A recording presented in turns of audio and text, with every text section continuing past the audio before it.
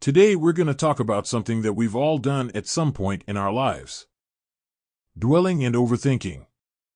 You know what I'm talking about.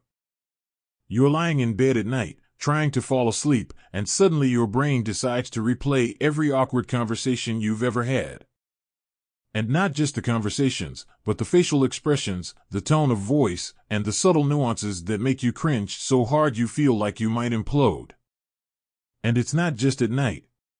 You could be at work, minding your own business, and then you remember that one time in third grade when you accidentally farted in class and everyone laughed at you.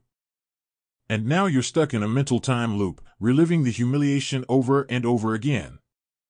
It's like we're all living in our own personal horror movies, and our brains are the sadistic directors. But here's the thing: the dwelling and overthinking don't actually solve anything. They just make you feel worse. It's like trying to put out a fire with gasoline. Sometimes I'll be lying in bed at night, and my brain will start racing 1,000,000 miles a minute. What if I didn't say the right thing? What if I end up on a deserted island with a volleyball for a friend? So what's the solution? How do we stop dwelling and overthinking? Well, I'm no therapist, but I do have some suggestions. First off, you gotta learn to laugh at yourself. I mean, if you can't laugh at yourself, then who can you laugh at? Life is too short to take everything so seriously.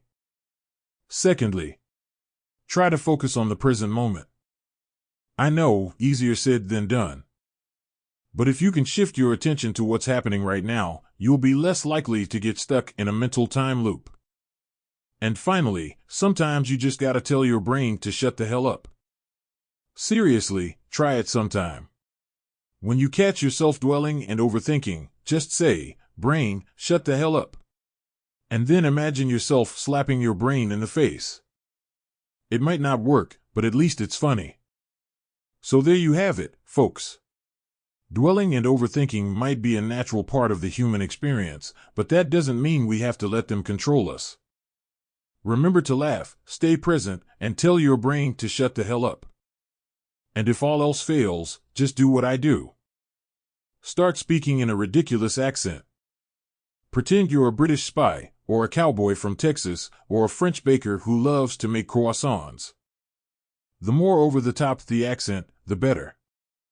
You'll be too busy laughing at yourself to worry about dwelling and overthinking. Plus, it's a great way to make new friends.